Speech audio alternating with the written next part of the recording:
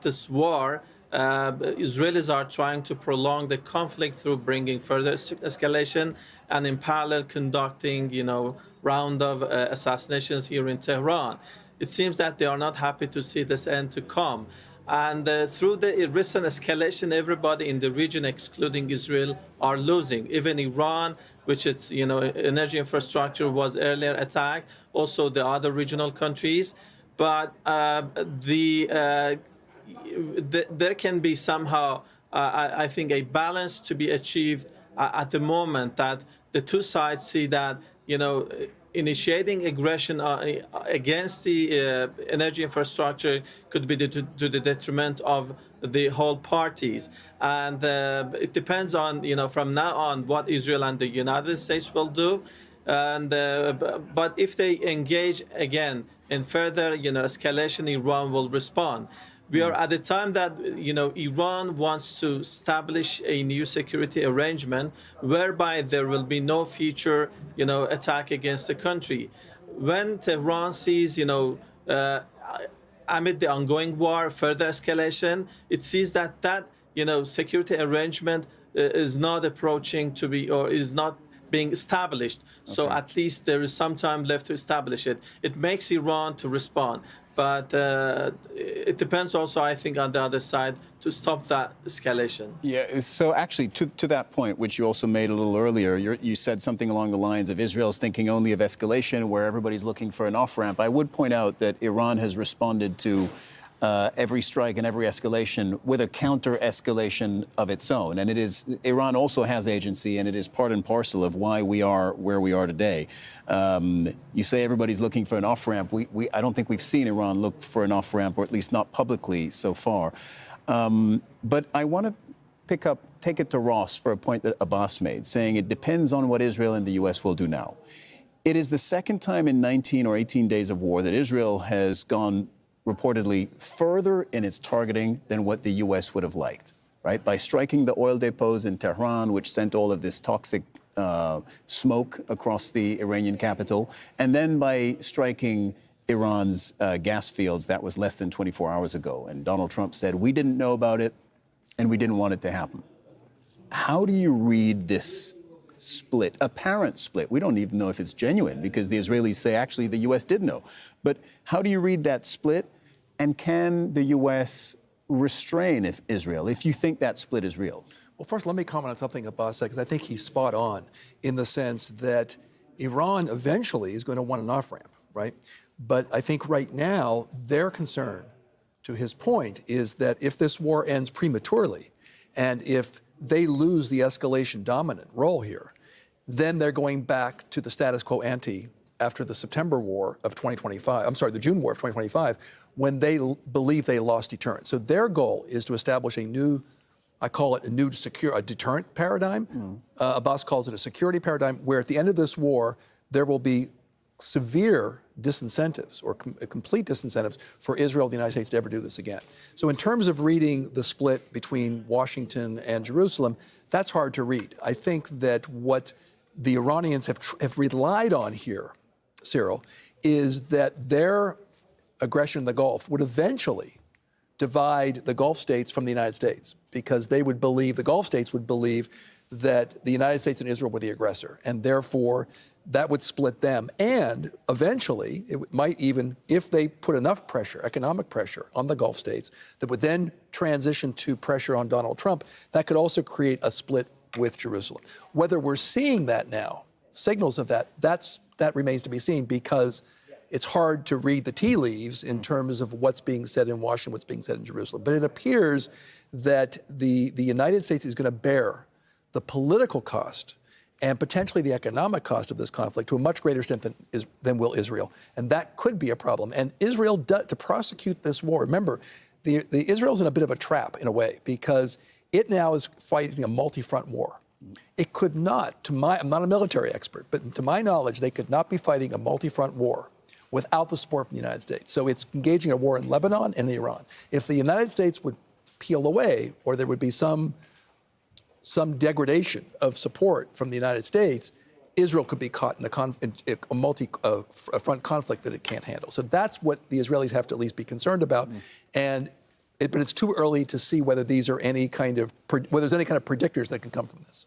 Ross Harrison, Abbas Aslani in Tehran. We're going to have to leave it here for now, but we'll pick up this conversation. Thank you very much to both of you. Thank you. You're watching Al Jazeera. A reminder of our headlines this hour. Energy prices have surged after Iran struck the world's largest liquefied natural gas complex in Qatar. Qatar's state energy company says that it will take 3 to 5 years to repair the damage. The CEO of Qatar Energy says liquefied natural gas exports will drop by about 17% for the coming years. The country is calling for diplomacy and regional respect after Israelis and Iranian attacks targeted regional energy facilities. Iran's army has warned it will completely destroy the energy infrastructure of Washington's Gulf allies if its own facilities are attacked again. The UK, France, Germany, Italy, the Netherlands, and Japan have issued a joint statement on the Strait of Hormuz. They have condemned in the strongest terms Iran's attacks on commercial vessels in the Gulf and have called on the country to cease its threats, laying of mines, drone and missile attacks, and other attempts to block the strait. 6 nations say that they are ready to contribute to what they describe as appropriate efforts to ensure safe passage through the strait, and go on to promise other steps to stabilize energy markets. These include working with certain producing nations to increase output. Al Jazeera's Natasha Butler is live from Paris. Natasha, some of this language, much of it I would say, is quite vague. What do we actually learn from this statement?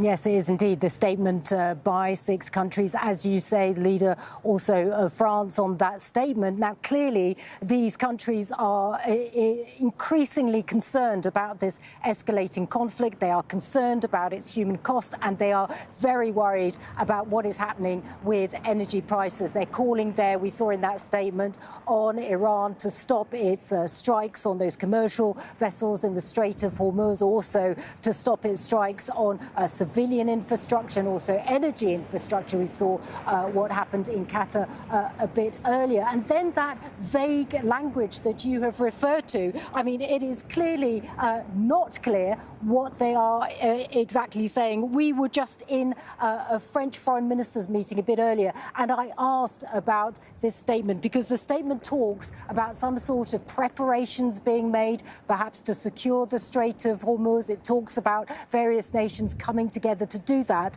but it is vague. Now, what the spokesman at the French Foreign Ministry, the Quai d'Orsay here, said to me was, look, yes, we are talking amongst allies and we're looking at the steps we can take together to try and secure safe passage for ships. But the stage at which they are at, he wouldn't go any further. He wouldn't say whether or not they are at a stage of knowing exactly which countries are going to take part, exactly when this might happen. I did also ask him whether or not the United States was being briefed, whether it was going to be involved. He said, of course, the United States is being briefed, but he wouldn't say whether or not the US would be involved. But what we do know is a bit earlier in the week, the French President Emmanuel Macron did address this. He said at the time that France would not embark on any mission to try and secure the Strait of Hormuz until the situation was a bit calmer. Now, clearly, we are not in a situation that is calm at all now. So it is not clear, again, whether or not we are going to see any of these countries, these 6 nations, come together to try and actually move forward with any plans to try and secure that strait.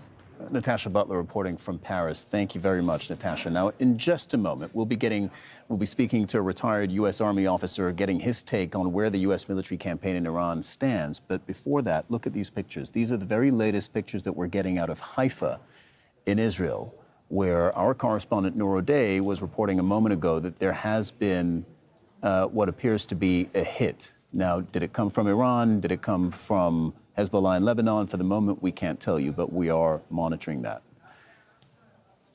Joining me now from Columbus, Ohio, is Peter Mansour. Peter is a retired United States Army officer and a military historian. We'll try and tap into that in just a moment. We got a briefing, another one of those Pentagon briefings. There have been, I think, 4 or 5 by my count since the start of the war. I listened to this one, and I have to say it's the one with the least amount of content and update that I can, gather since this war started. I'm wondering what you take away from it and where this U.S. military campaign currently stands against Iran? Because what the Pentagon is projecting is it's going very well. We're disabling their Navy, their missiles, their drones. You listen to them, and their scorecard is all green. They at least project complete confidence with where they are. How do you assess this military campaign? I don't know how many times you can say we're continuing to bomb Iran. I mean, every morning they come before the American people in the world and they say that the campaign is going well, maybe a little ahead of schedule. They've got their list of targets. They're working through them. They've got complete air dominance over Iran, so they can use a variety of platforms to strike a variety of facilities. And I think at the tactical and operational level, the administration is very happy with what's going on. What they didn't expect was the retaliation by Iran. Even though the military warned that Iran had the capability to close the Strait of Hormuz, I think the president just didn't believe it and thought that the Iranian regime would collapse after its supreme leader and its top military and political leaders had been killed. So right now, the campaign is in flux, somewhat of a stalemate, with bombing continuing, but the Strait of Hormuz closed. The first time we heard from Pete Hegseth and the chairman of the Joint Chiefs of Staff, General Dan Kane, in this kind of press briefing format, so this takes us back about 17 days when the war started, or 18 days, I got the sense, or at least they were telling us, we're going to take out all the missiles and drones until we reach a point when they can no longer fire them. And it seems to me that's now changing. First of all, there's still missiles and drones being fired every day at least half a dozen countries across the Gulf and the Middle East. That's one. And secondly, what we're hearing from the Pentagon is changing a little bit. They're now saying, and the president's saying the same thing, they will always be, meaning Iran will always be able to lay a mine in the Strait of Hormuz or fire a short-range ballistic missile or a rocket. Is that a change of tone that to you is significant? I think reality is staring them in the face. They have done a lot to reduce Iran's capability to fire missiles and drones. They've destroyed 90 to 95% of the launchers, but it's almost impossible to destroy 100%. And so Iran will likely have the capability to fire small numbers of missiles and drones for the indefinite future. And that is going to keep the Strait of Hormuz closed, because if you're a civilian aboard an oil tanker, why would you take the chance of transiting the strait and being hit? Even one drone hitting an oil tanker can cause a lot of damage. So this is something that the administration is going to have to figure out. We actually know how to open the Strait of Hormuz, but it's going to be very expensive and will probably require U.S. boots on the ground in the littoral region on both sides of the strait. Say more about that, please. You say that it's possible to open the Strait of Hormuz. I think that has been an open question for the last few days, whether it was possible or not. But you say it requires boots on the ground. Yeah, you have to take the coastline on the Iranian side of the strait, clear out any launching points for drones, and establish air defense bases that can create local air superiority and anti-drone capability, anti-missile capabilities in the area, rather than relying on naval platforms to do that.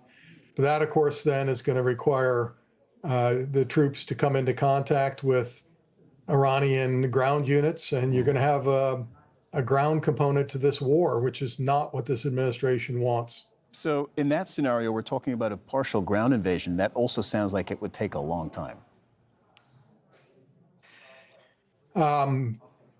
Clearing the strait might not take a long time, but you have to keep the troops there until Iran comes to an agreement to stop the trying to close the strait. And that could take a very, very long time, because that's their only leverage in determining the outcome of this conflict. They want to use their ability to interdict the strait to get better terms at the negotiating table. I'd like to tap into your expertise as a military historian. The U.S. is the world's preeminent military power, and they are waging a war along with another formidable military power, which is Israel. So together, they vastly outmatch Iran. I think that's nobody's contesting that. And yet we've seen the U.S. as, again, the preeminent military power in the world lose multiple wars in the last few decades. So what does history teach us about this situation? Well, I recall the time in the Paris peace negotiations that ended the U.S. involvement in Vietnam, when Colonel Harry Summers, a U.S. Army colonel, looked at his Vietnamese counterpart, his North Vietnamese counterpart, and said, "You know, we won every battle in this war." And the Vietnamese counterpart looked at him and he goes, "That may be true, but it's also irrelevant because look who won the war." There are other components other than simply military dominance that factor into whether wars are won or lost. A national will to prosecute the conflict, diplomacy, and staying power. And Iran is in the region. I mean, it's not going anywhere. The United States, this is a very expensive conflict, and it doesn't have the support of the American people. So it's going to be very difficult for the United States to come out of this the victor, barring some unforeseen development in the military campaign. Winning every battle but losing the war. You mentioned the Vietnam example. Do you think that is what is staring the U.S. in the face in Iran, or not necessarily? Perhaps. There's no doubt that the Iranian regime has been greatly weakened by this campaign. And in war, the unexpected can happen. So maybe we do reach a tipping point where the Iranian regime is attrited to the point where it decides to give in. We haven't reached that point yet, and it's unlikely that we will for the near future. But it's not impossible for that to happen. But the most likely scenario is the war continues. Iran continues to try to keep the Strait of Hormuz closed, put pressure on the world economy, and put pressure on the Trump administration to basically stop the bombing campaign, declare victory, and bring the forces home. Peter Mansour, retired U.S. Army officer and a military historian, thank you very much. Thank you. Japan's prime minister is in Washington right now for talks with the U.S. president. Sanae Takaishi landed at Joint Base Andrews on Wednesday ahead of the meetings expected to focus on Donald Trump's call for America's allies to assist in securing the Strait of Hormuz. Takaishi has said that she expects the talks with Trump will be difficult. Well, Asian countries have their own concerns in this conflict. About 80% of the oil that usually passes through the Strait of Hormuz would be headed to Asian markets. And Japan and South Korea import more than 80% of their oil through Hormuz.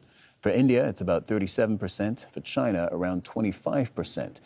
When shipping routes are under threat, these economies are especially exposed. And the first impact of any disruption is higher prices. Every $10 increase in oil prices adds roughly $160 billion a year to the world's oil import bill. Let's go now to our White House correspondent, Kimberly Halkett. So, Kimberly, I'm not sure what the timing is on this visit by the Japanese Prime Minister, Sanae Takaishi, but what do you expect from that? Yeah, it should have happened by now. We should be seeing them in front of the cameras in the Oval Office. But according to the pool reports, the pool is still waiting. So we are watching carefully to see when they will go into the Oval Office. But in the interim, what we can tell you is that when it comes to this meeting, we expect it to be largely overshadowed in terms of the goals that the Prime Minister of Japan was looking to achieve. And the reason is, as you point out, Donald Trump has been calling calling for Japan as well as other allies to secure the Strait of Hormuz. And what we know is that Japan initially refused that call. And so we expect that she is going to be under enormous pressure by the U.S. president in order to change that decision. But here's the problem. Japan's constitution, number one, mandates that the military be used primarily for defense. And so there is a constitutional issue for the Japanese prime minister in agreeing to Donald Trump's demands. The other is that the war isn't just unpopular here in the United States. It's even more unpopular in Japan. 82% of the Japanese citizens oppose it. So it would be very difficult for her to agree to this politically. But in terms of the agenda, what she had initially been scheduling this visit for was to talk about security, to talk about investment. You'll remember that Trump's tariffs, Japan was able to negotiate down last year because Japan promised to make some U.S. investments. So we're expecting that there will be announcements about that. But again, once those cameras turn on, we expect the conversation mostly to focus on what's happening in Iran and Donald Trump's pressure on the Japanese prime minister to join that coalition to secure the Strait of Hormuz. About that, Kimberly, I'm hoping you can clarify something for us. Hold on. By the way, I am just letting our viewers know we now see Trump in the White House. Let's go live to this.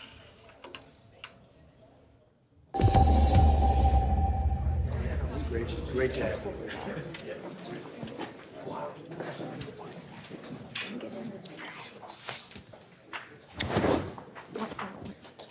All right, hold on. Well, thank you very much, everybody. It's great to have you. And we have a very special person, just won a tremendous election in a record-setting fashion. So you have something in common.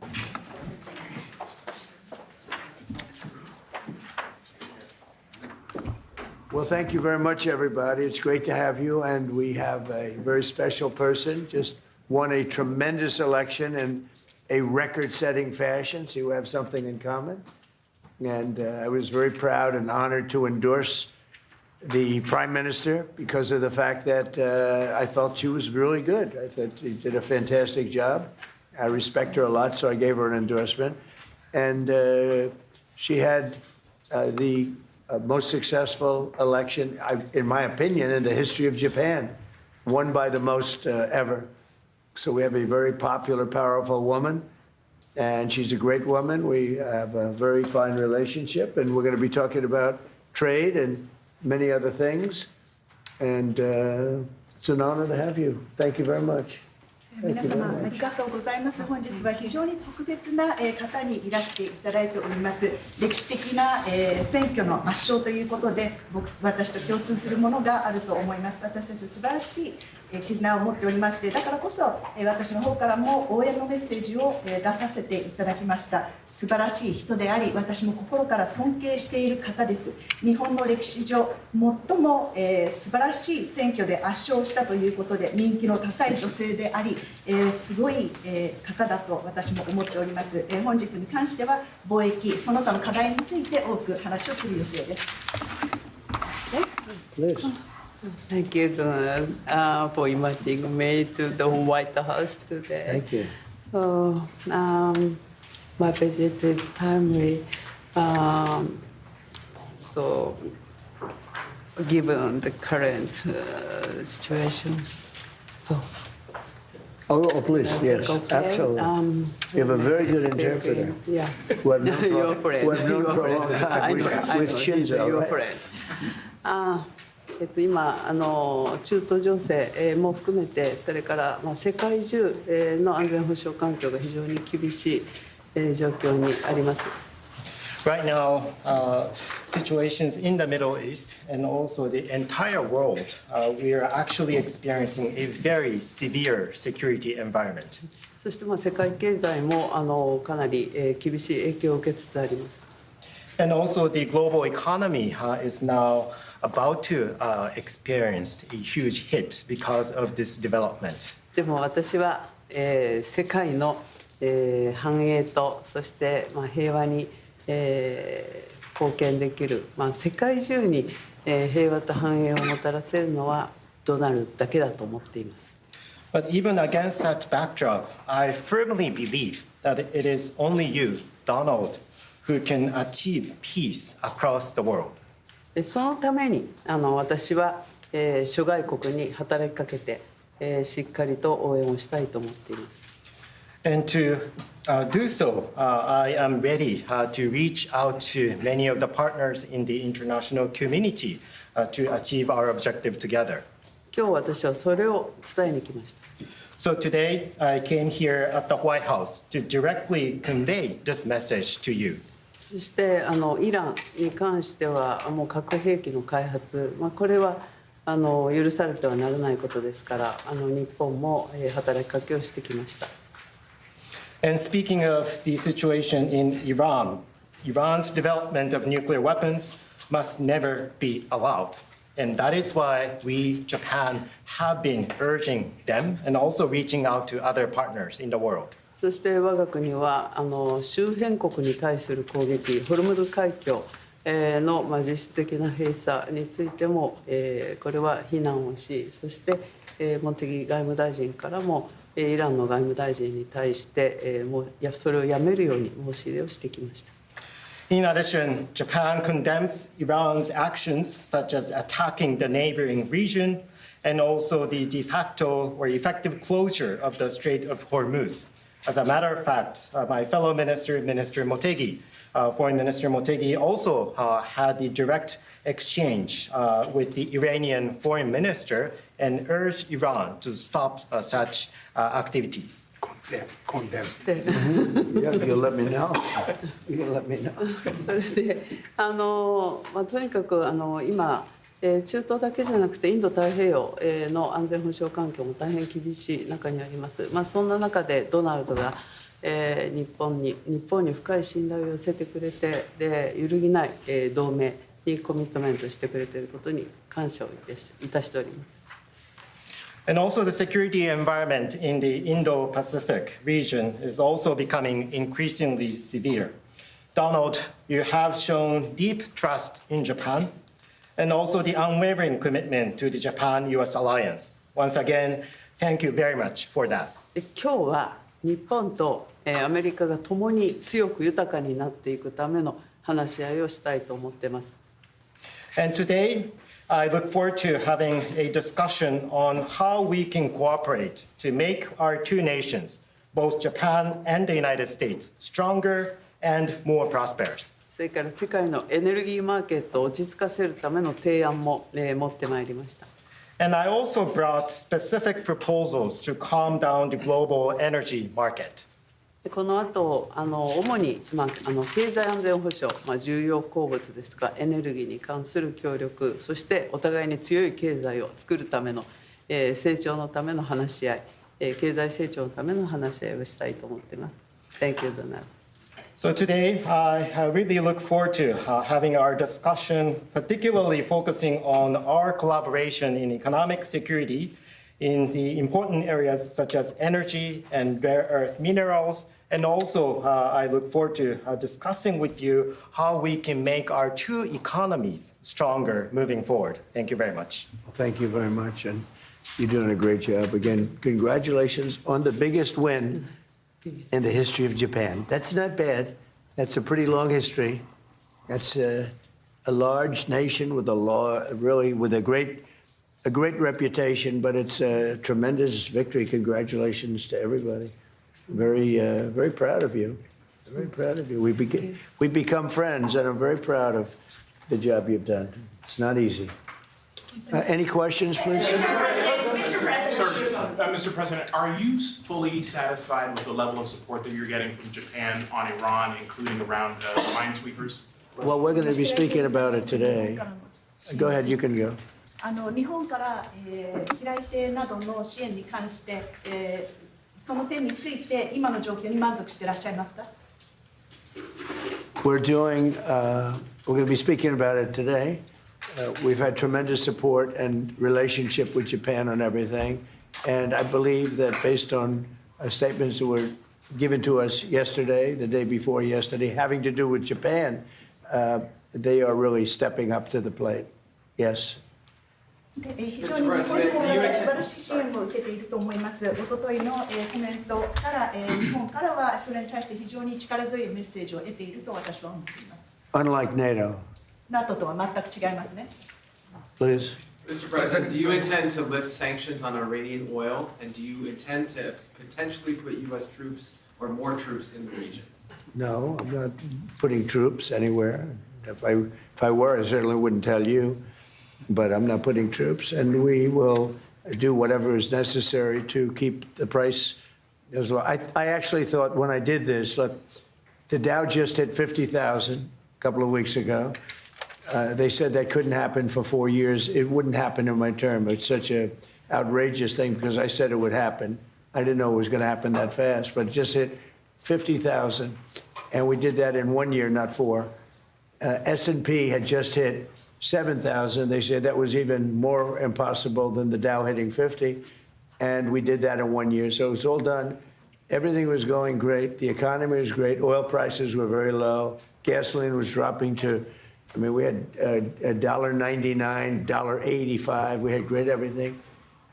And I saw what was happening in Iran, and I said, I hate to make this excursion, but we're going to have to do it. And I actually thought the numbers would be worse. I thought that it would go up more than it did. But we're doing this excursion, and when it's completed, we're going to have a much safer world. And the Prime Minister agrees with me on this. She considers it to be terrible what Iran did. I think every country does, just about every country does. Iran is a serious threat to the world, to the Middle East and to the world. And everybody agrees with me. I think virtually every country agrees with me on that. So I wanted to put out that fire.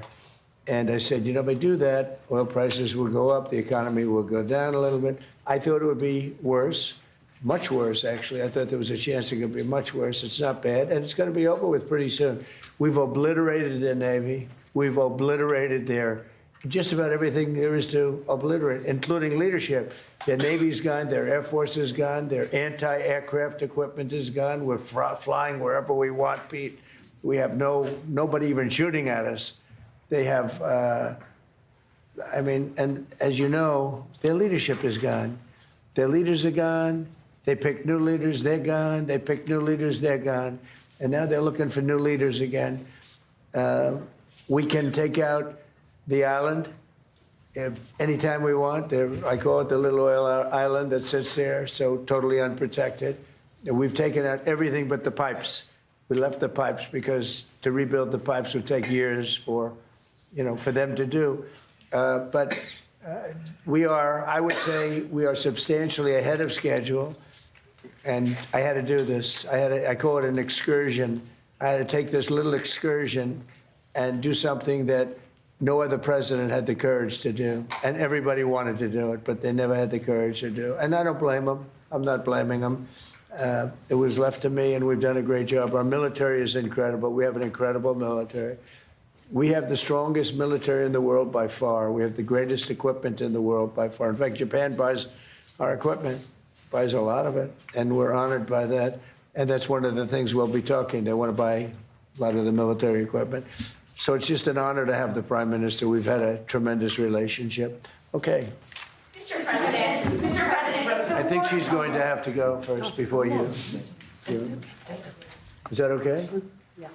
Do you understand? It's very good. I tell you. I mean, it's so nice that we don't have to sit. No, it's very good. I haven't picked up your language, so the next time you come, I'll have your language mastered. All right, go ahead. If the war is almost over, why is the Pentagon going to ask Congress for an additional $200 billion? Well, we're asking for a lot of reasons beyond even what we're talking about in Iran. This is a very volatile world, and the military equipment, the power of some of this weaponry is unthinkable. You don't even want to know about it. Oh, you could end this thing in 2 seconds if you wanted to, but we are being very judicious. But we want to do. Don't forget, Biden gave away. I rebuilt the military in my first term. Biden gave away so stupidly to Afghanistan a lot. He didn't want to move it. He was too lazy, too stupid to move it. But It was a very small amount. It was a lot, but it was very small relative to what I purchased and what I built. We want to have vast amounts of ammunition, which we have right now. We have a lot of ammunition, but it was taken down by giving so much to Ukraine. They gave so much. Biden gave $350 billion worth of cash and military equipment to Ukraine, and he didn't rebuild anything.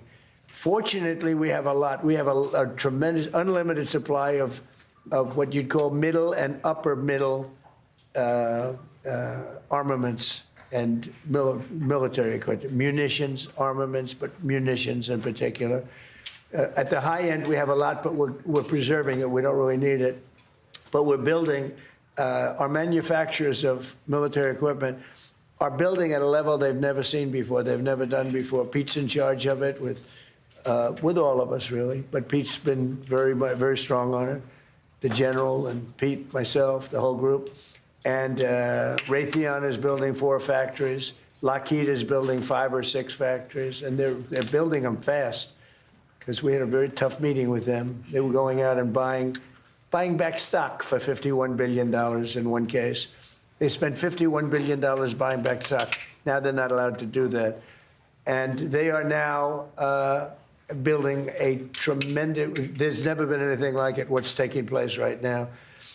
So we're in very good shape, but we want to be in the best shape we've ever been in. We were that, when I rebuilt the military, we were in great shape, and then Biden blew it, and he didn't do anything. He didn't do anything. And if you listen to the Democrats, they don't even want to have a military. Now you see how important it is.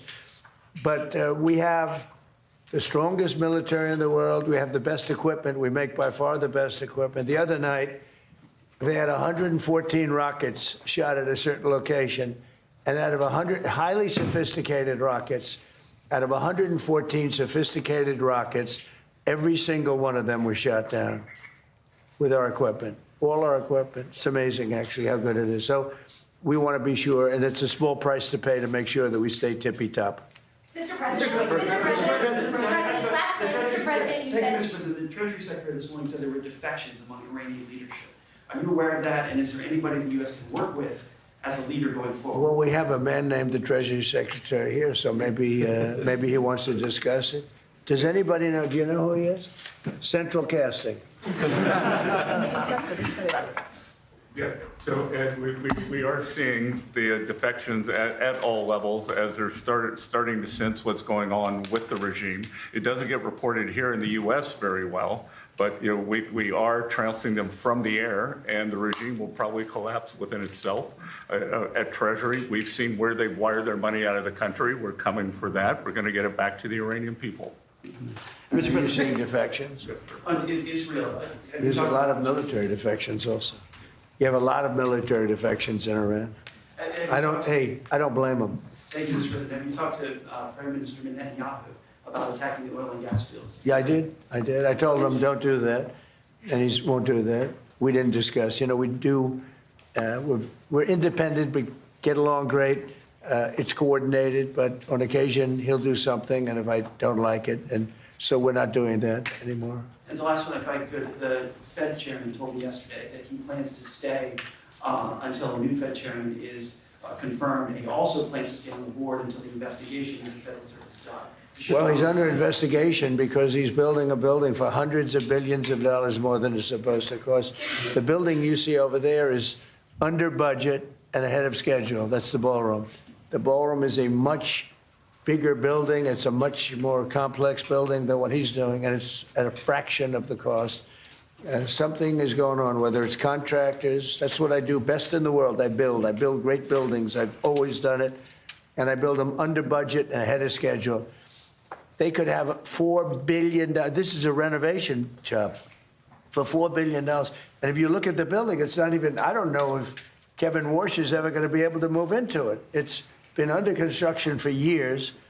It's the most expensive building ever built. Now, I know it's gross incompetent because I happen to think he's grossly incompetent. Today, certainly you should be lowering interest rates, all right? Certainly, who would not lower them? But he's stubborn, and he's got Trump derangement syndrome. But a lot of people have that, not a curable disease. But he's also building, he should be lowering rates immediately. But he won't do that because he's a stubborn, incompetent person. And that's a bad thing. You know, when you're stubborn and incompetent, I think it's the worst combination. And he's also not a smart person. But he's building a complex over there that's under his jurisdiction. He started it, and it's out of control. It's billions of dollars for a little building. I could have done that building and made it beautiful for $25 million. $25 million, and it would have been beautiful. Look what I've done at the White House, fixing it up. And I mean, the place was in bad shape. You see the floors and everything. It was in bad shape. I could have made that building beautiful for $25 million. They're spending $4 billion. All right. So there is criminality. Maybe it's with the contractor, but because I know more about contractors than any human being maybe that's ever lived. But that contractor is a very rich man. Whoever the contractor is, and we know, but whoever the contractor is an extremely rich man. He's going to make, I mean, he could make millions of dollars. I'm hearing numbers from $3 to $4 billion. That would make it the most expensive building on a square foot basis ever built in history. And you're not even building a building, it's a renovation. The exterior skin is staying, the steel is staying, the structure. So all I want to do is bring out to the public that this guy is an incompetent. He's a very incompetent guy. And he may be a dishonest guy, but somebody's dishonest because there's no way that building can be $3 to $4 billion. Mr. President, on the Strait of Hormuz. Thank you. Please. Mr. President, you just mentioned Japan. This looks like one of your people right here. Thank you. Is he good or bad? Good. Is he a good reporter or bad? You know? So. Not a, all right, he looks like a nice guy. Go ahead. Mr. President, you just mentioned Japan is stepping up. What kind of support do you expect from Japan in the future? Look, I expect Japan to step up because, you know, we have that kind of relationship. And we step up for Japan. We have 45,000 soldiers in Japan. We spend a lot of money on Japan. And we've had that kind of a relationship. So I expect, I'm not surprised that they would step up. We don't need much. We don't need anything. I mean, honestly, we don't need anything from Japan or from anyone else. But I think it's appropriate that people step up. In the case of Japan, I hear they get more than 90% of their oil through the strait. So that's a big reason to step up.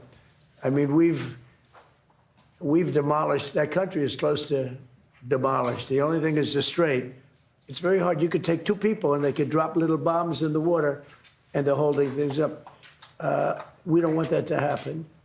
But honestly, Japan, China, Europe, parts of Europe, get a lot of their oil through the strait. We get none, practically. We're less than 1%. We don't have to be any percent. We don't even, I think we do it just to be nice. But we think of it, we don't use the strait. We're defending the strait for everybody else. And then in the case of NATO, they don't want to help us defend the strait, and they're the ones that need it. But now they're getting much nicer because they're seeing my attitude. They're getting much nicer. But it's, as far as I'm concerned, it's too late.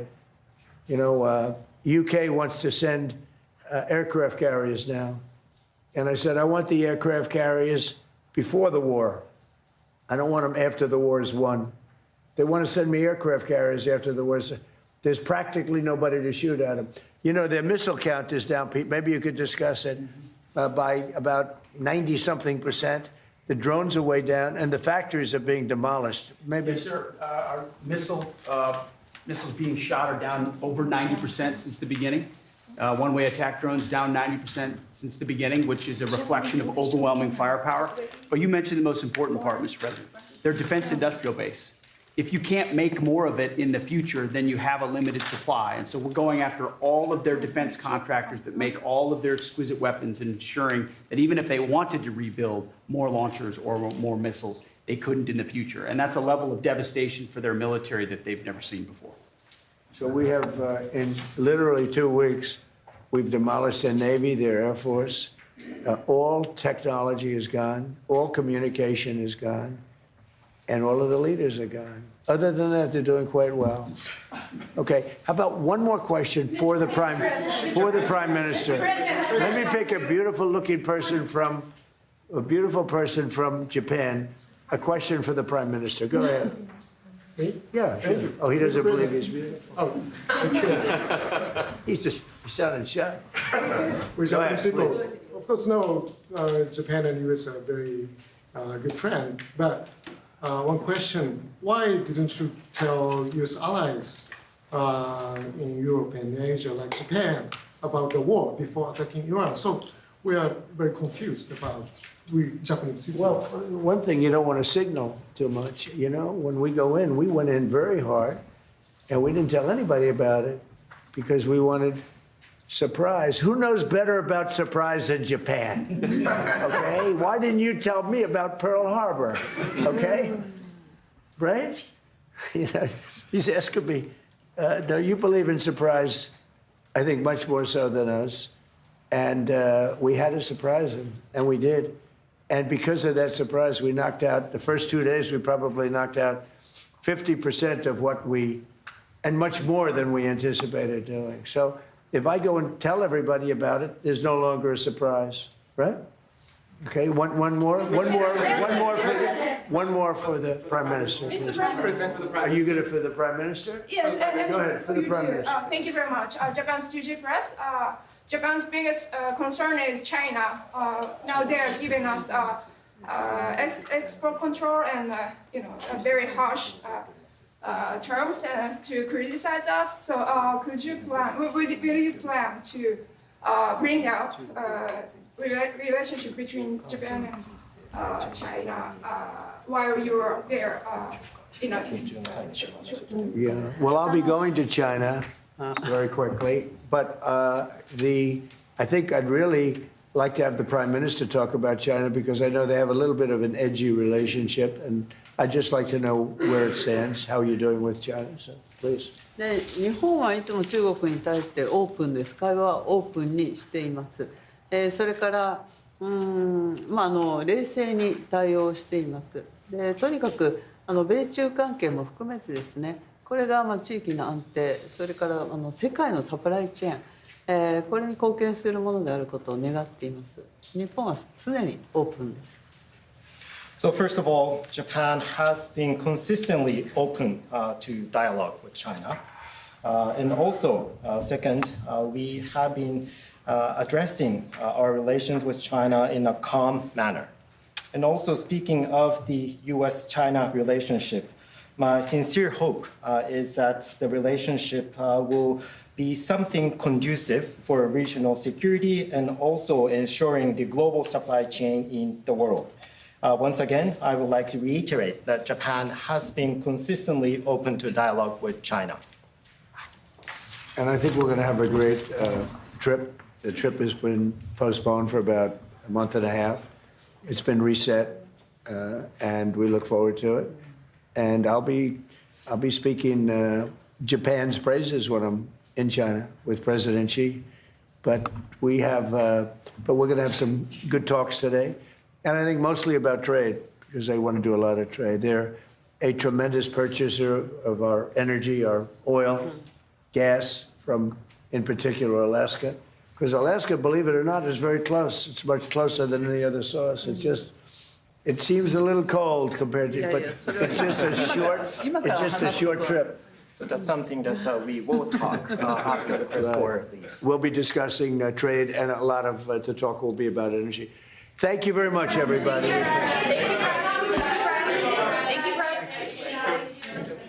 So U.S. President Donald Trump is hosting Japanese Prime Minister Sanae Takaishi at the White House as the U.S.-Israel war against Iran approaches the 3-week mark.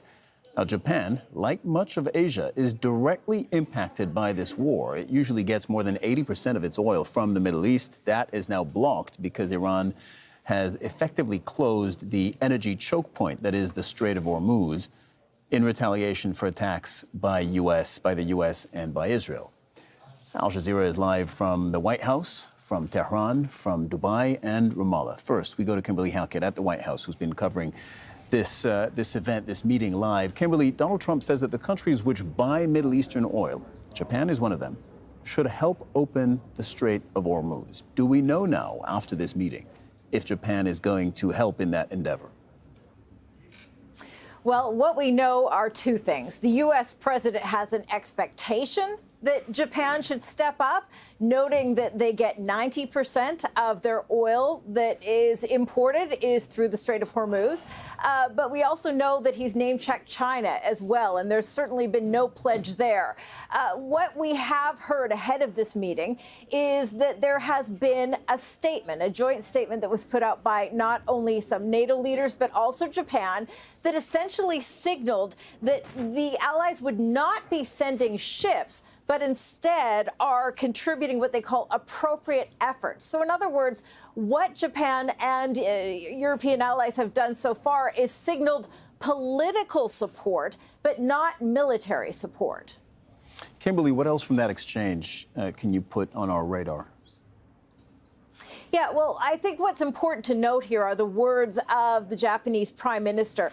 She went farther than I think anyone expected in terms of talking about the impacts of this war on the global economy. The fact that Donald Trump has tried to project that militarily the United States has done well and that Iran is decimated, but there's no arguing that the impact of this war has had ripple effects through the global economy. And the Prime Minister Takaichi said that very clearly. She said the global economy is experiencing a huge hit. So what she has said is she's proposing ideas to what she says will calm the global energy markets as we see the price of oil and gas spiking. And she's also said that she has come to this meeting at the White House to reach out to partners, agreeing that Iran cannot have a nuclear weapon, condemning the attacks that have occurred and the closure of the Strait of Hormuz, but also looking for a way, or that off-ramp that so far has not been readily available, in order to bring this conflict to a close and to, in her words, achieve peace and harmony. All right, Kimberly Halkett at the White House, thank you very much. We'll see what else, if anything, comes out of that meeting between the U.S. president and the Japanese prime minister. Now, we continue to cover developments really across the U.S. and Israel war against Iran, developments in the Middle East, developments in the Gulf, developments really across the world. Noor O'Day is southwest of Ramallah in the occupied West Bank, monitoring developments in Israel. Noor, there was a strike on the Israeli city of Haifa. Do you know what was hit?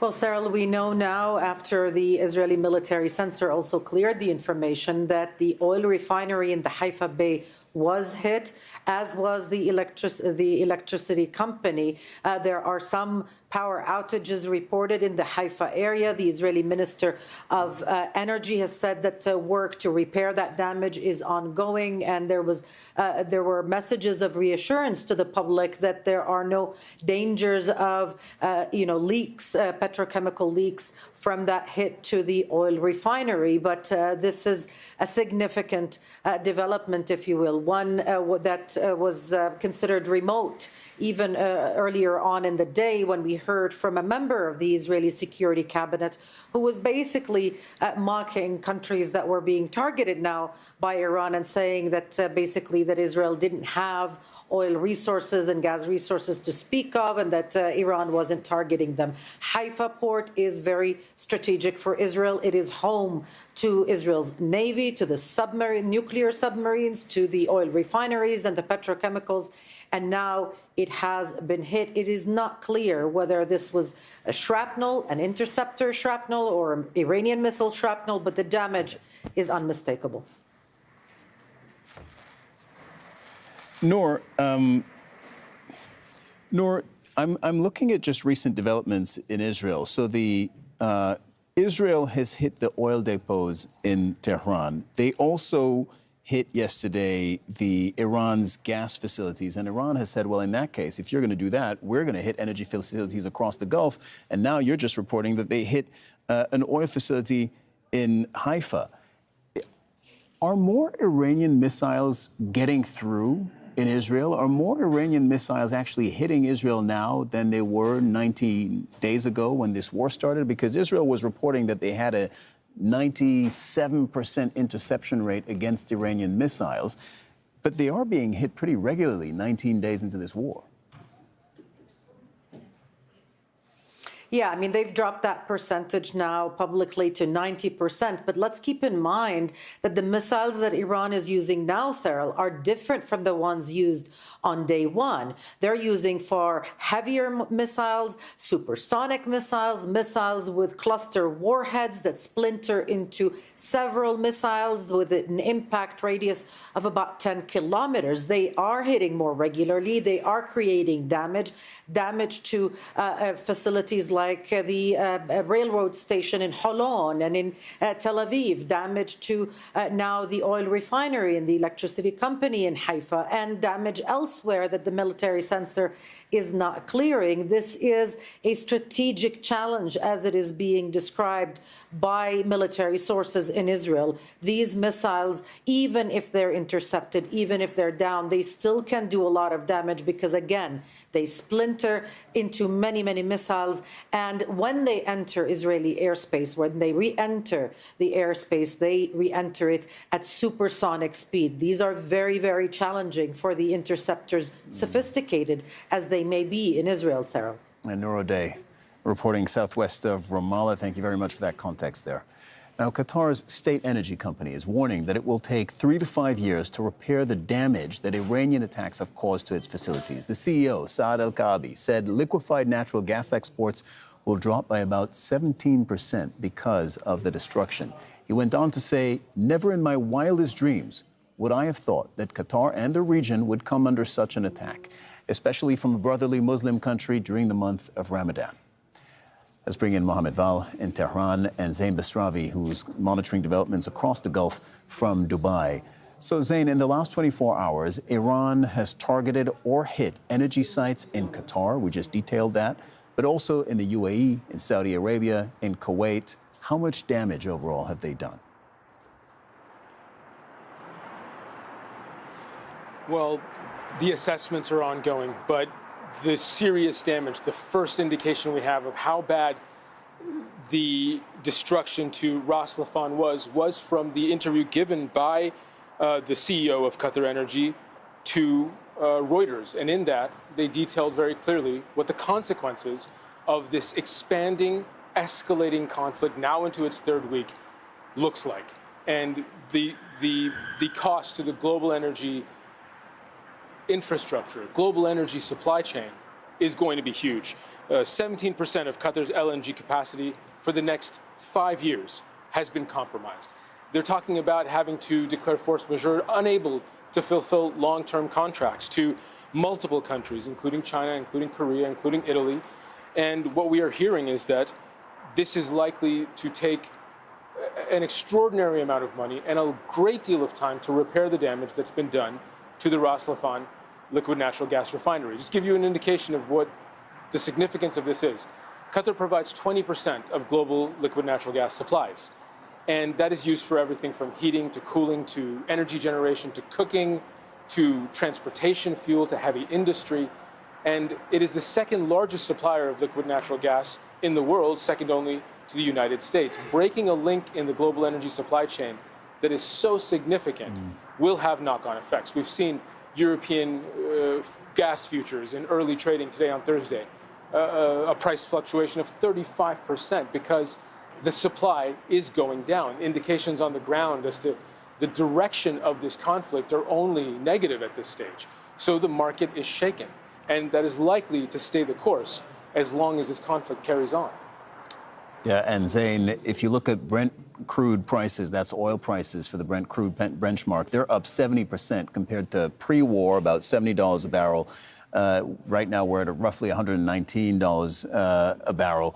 And you know, Zain, we had the Japanese prime minister who was just saying the global economy is about to experience a huge hit because of this security environment. So that's to your point. Let's bring in Mohammed Val in the Iranian capital in Tehran.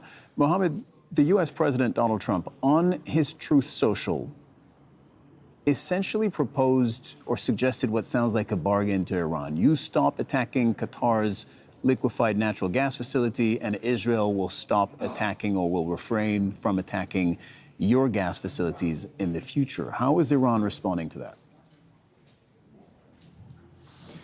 Yes, Cyril, Iran hasn't responded in words, but as far as I understand, they have so far responded in action, because after that statement, Iran hit again at some of the oil and gas facilities in other countries in the Gulf region, but not at Ras Laffan in Qatar. So, I mean, we're just reading into this that probably the Iranians are heeding that warning and also that offer from the United States, from the American president.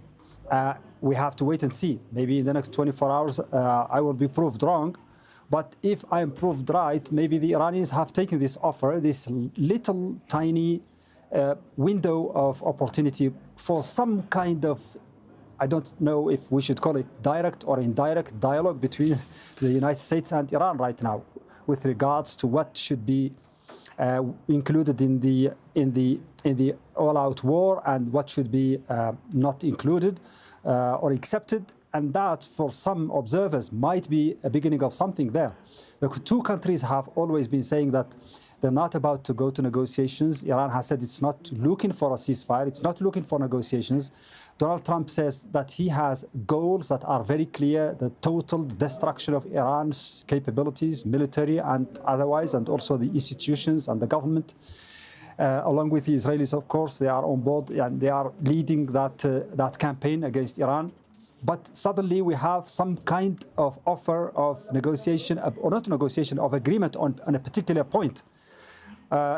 Is this going to be the beginning of a wider style of type or a kind of dialogue between the two sides or not?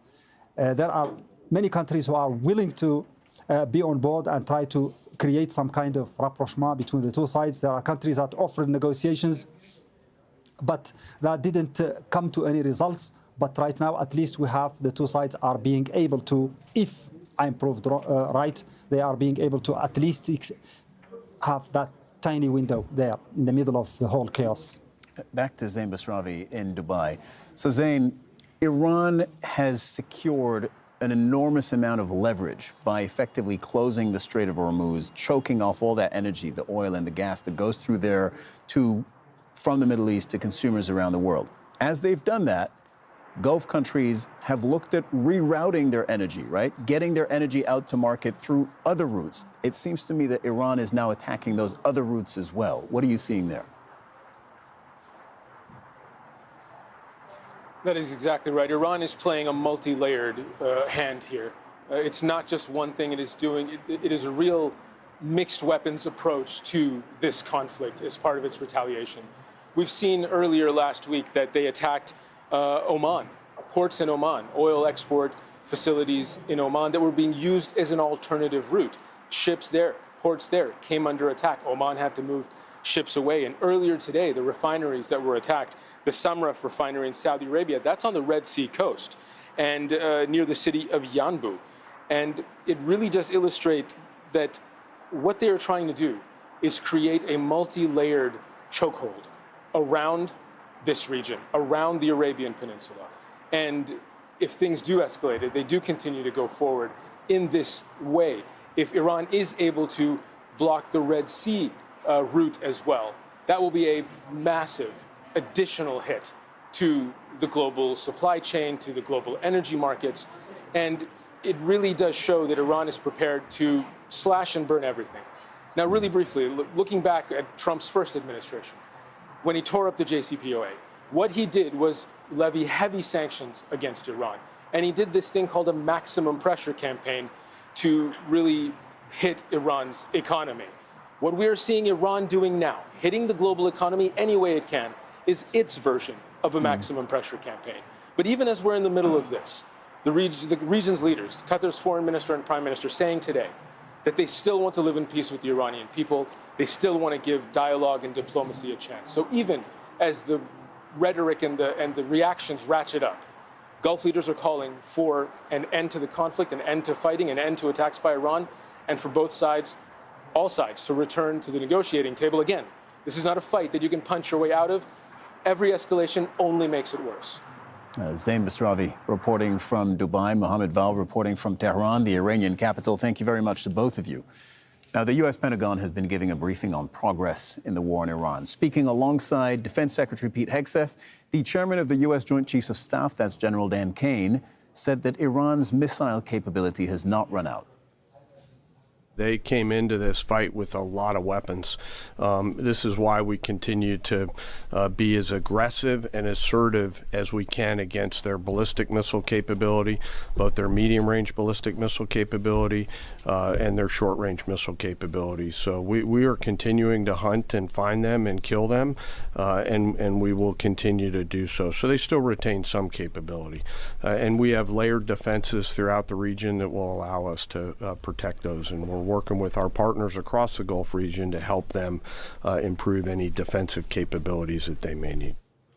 Al Jazeera's Teresa Bo is live from Washington, D.C. Teresa, what did we learn? You listened to that briefing. What did we learn about the U.S. military campaign, which is almost about to hit the 3-week mark, how it's going and how it might end?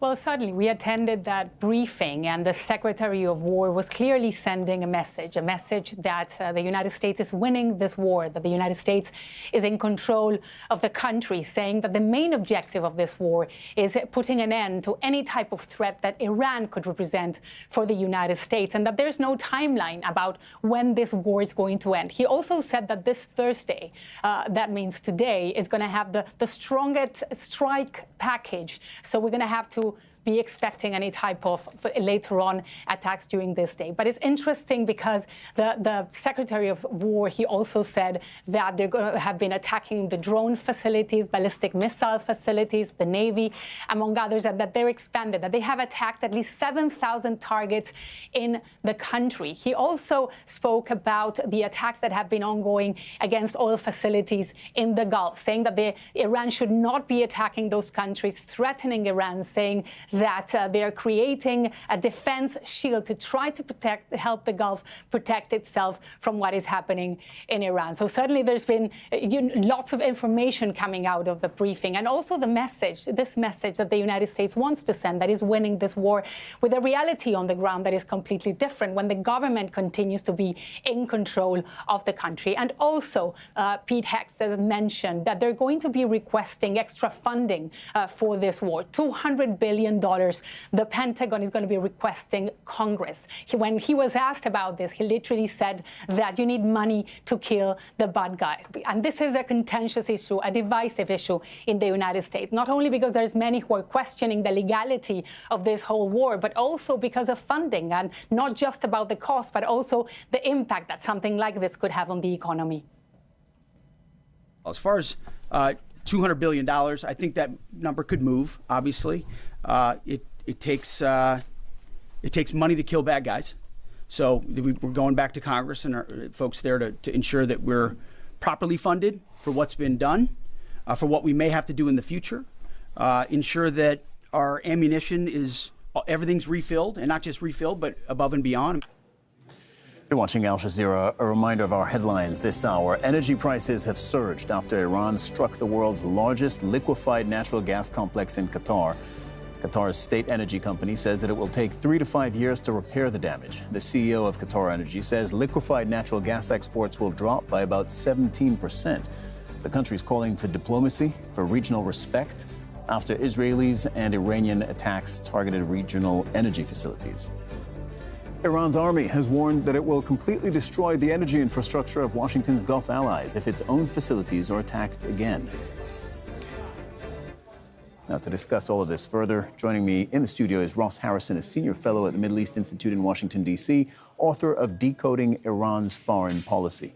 Joining me from London is Mohammed Ali Shabani, the editor of Amwaj.media, a London-based news site focusing on Iran and the Arabian Peninsula countries. Thank you very much to both of you for joining us this hour. What are you watching in terms of parameters, in terms of metrics, in terms of the next decisions that are going to be made? What are you watching to sort of see where this goes next? Well, I'm watching the fact that the United States and Iran are fighting two different wars in many ways. The United States has a lot of there's a lot of bravado that we saw in the interview or the press conference with Secretary of Defense Hegseth.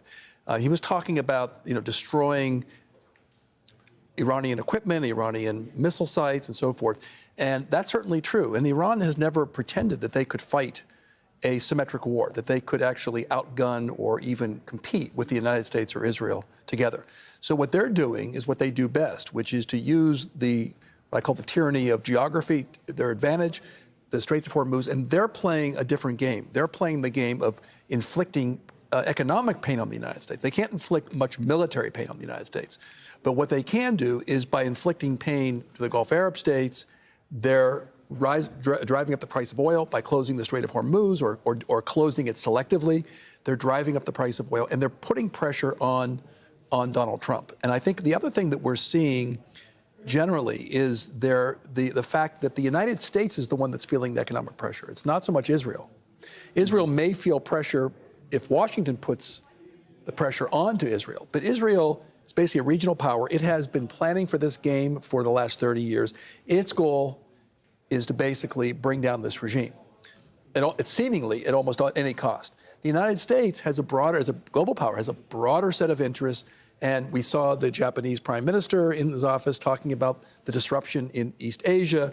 We've heard about reports in Africa, in the Indian subcontinent. So this has become now a global conflict and become a global trauma.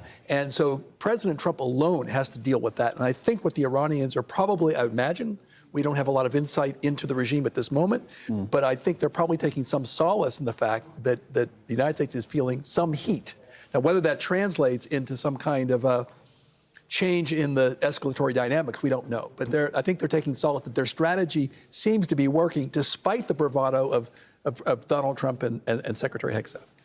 Mohammed, can I ask you a similar question? Because it does feel like the parameters of this war, at least this phase of the war, are set. The U.S. and Israel have overwhelming military power. They appear to be able to operate in Iran with open skies, and Iran have few, if any, air defenses left.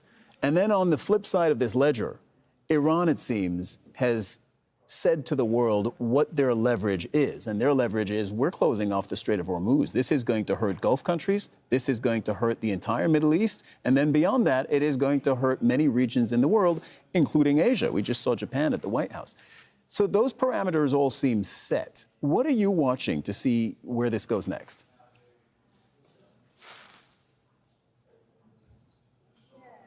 Okay, it looks like we've lost the audio connection with Mohammed. We'll bring him. Mohammed, did you hear that question? No. All right, we'll work on that connection and try and bring Mohammed back into this discussion. Let's keep going with this. So Israel and the U.S., we just saw in the last 24 hours, are not always aligned. At the start of the war, they both said we are operating almost as one army. The level of synchronization and just alignment on goals is very, very high. And then in the last few days, we've seen that twice now, Israel appears to have overstepped what the U.S. saw as limits in this war by striking Iran's oil depots in the capital, Tehran, and then by striking Iran's gas facilities. And both times there was either reporting or there was direct messaging from Donald Trump publicly that, hey, Israel, you shouldn't be doing this. How do you read that? Well, we saw that, Cyril, even last September. If you remember the missile attack or the attack on Qatar, on Doha, right, by the Israelis, and the Americans had to sort of pull back from that and push them back, and that actually led to a ceasefire in Gaza. So I think that the longer the conflict goes on, Cyril, the more the opportunity is for deviation in terms of interest and deviation operationally to take place. In the beginning of the war, the reason you saw them working in lockstep is they expected the war to be over in a relatively short period of time, or at least the United States expected that.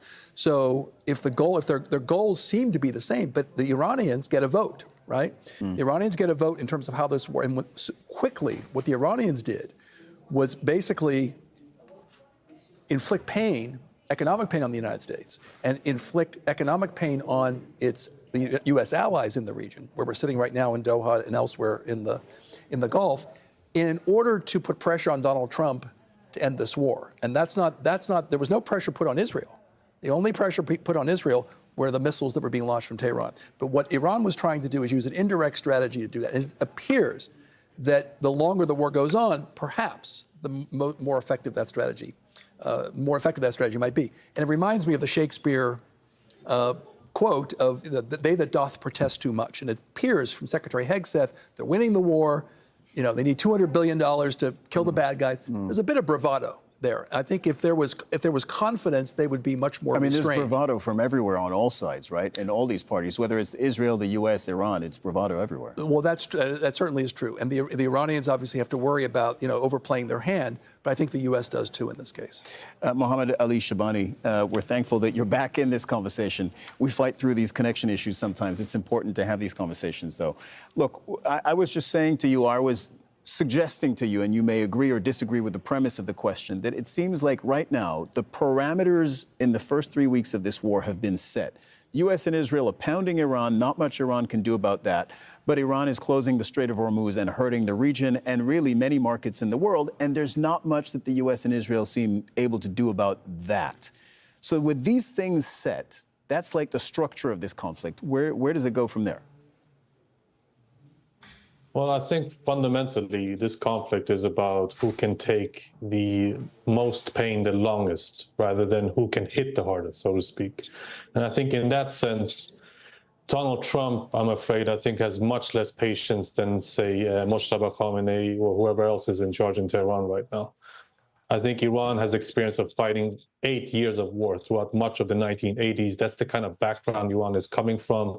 Iran is a country that's had 30 years to prepare for this conflict. You see this in the structure of its military command, the mosaic defense strategy, this notion that each of the 30-plus provinces have separate commands. I mean, they've dug in. I think most people expected them to kind of fold in just a matter of days, and they haven't. Even though there's been leadership decapitation, thousands of strikes, not just by Israel, but also the United States, and still they're fighting back. And I think there's a number of factors explaining that. It's not just about political will. It's fundamentally about them viewing this as existential, right? This is a war that they cannot choose not to fight. Whereas for the United States, this is a war of choice. And that changes things a lot. Mohammed, you just said that it seems many people expected Iran to fold in a couple of days. What does Iran's history, at least since the Islamic Revolution, teach us? I think fundamentally it's about the different philosophies of war. I think if you look at the Western kind of philosophy of war, you have very much shock and awe, a lot of imagery, big explosions for live TV, kind of embedded media. It's a lot less kind of attention span if you compare it to, let's say, Eastern style of war, which looks at fundamentally attrition. It's about a war of attrition. Who can take the most punches the longest rather than who can hit the hardest. And I think if you look at Iran's most recent history, the years of war with Iraq in the 1980s, they had a decade